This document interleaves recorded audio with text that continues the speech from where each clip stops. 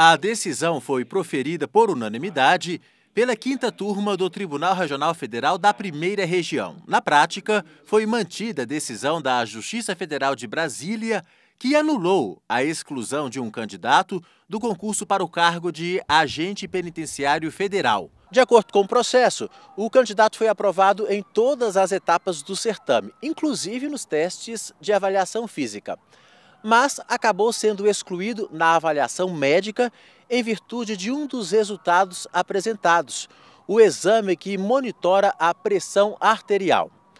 Pelo edital, se o resultado indicasse hipertensão sistólica, este candidato estaria inapto para a função. A hipertensão sistólica é o aumento da pressão máxima, né? É uma doença multifatorial desencadeada por um monte de fatores, dentre a obesidade, sedentarismo, o consumo inadequado de sódio, de sal, né? Tabagismo, o alcoolismo e, claro, relacionado à parte genética. O Ministério da Justiça, responsável pelo concurso à época, sustentou no tribunal que não houve abuso ou desvio de poder ao eliminar o candidato, porque o edital previa que o cargo de agente não poderia ser assumido por quem sofre de pressão alta. Mas o desembargador federal Souza Prudente, relator do recurso no TRF1, destacou que a sentença da primeira instância estava correta e de acordo com a jurisprudência já consolidada na Justiça Federal e nos tribunais superiores, não merecendo reparos. Chamando a atenção para os princípios da legalidade e da razoabilidade, o magistrado ressaltou que o exame MAPA realizado pelo candidato concluiu pela normalidade da pressão arterial do autor, que inclusive já havia atuado na função de agente penitenciário estadual, o que reforçaria a capacidade física dele para desempenhar atribuições do cargo federal.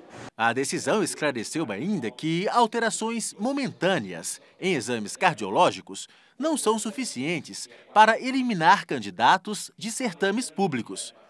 Este advogado confirma a tendência do Judiciário de manter nos concursos candidatos nesta situação. O Judiciário ele vai examinar exatamente a legalidade dos atos da administração. Os atos da administração, para se tornarem válidos, se tornarem legais, dependem do exame desses princípios, como o da razoabilidade.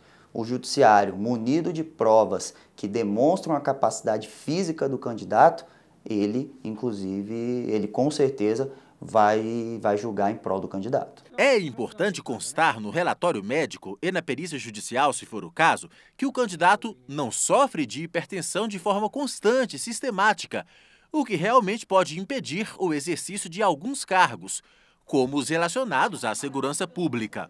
Quando a gente tem uma hipertensão não controlada, com já numa fase avançada e o paciente está sendo submetido a um estresse, qualquer situação de atividade física ou atividade profissional que leve o paciente a desencadear uma situação de risco, é proibitivo, sim, nesses pacientes hipertensos desencadear, ser submetidos a estresse e, com isso, consequentemente, ao trabalho do paciente. Não é o caso do professor Lucas dos Santos Machado.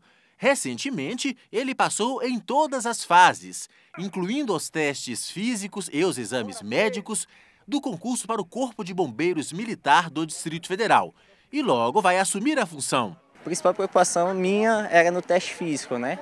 Mas aí, como a gente treinava há muito tempo, até que foi tranquilo.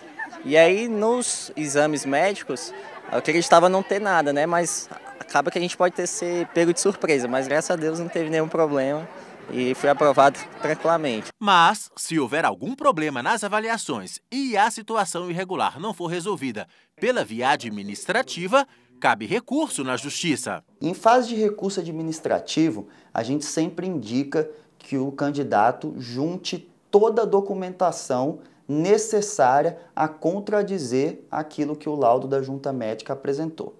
Caso isso não seja resolvido na via administrativa, a judicialização ela tem um pedido de urgência para manutenção do candidato no concurso e um pedido de mérito, onde a partir do exame de todas as provas que ele apresentar, e se for o caso, inclusive de uma produção de prova pericial na via judicial, se ateste a capacidade do candidato.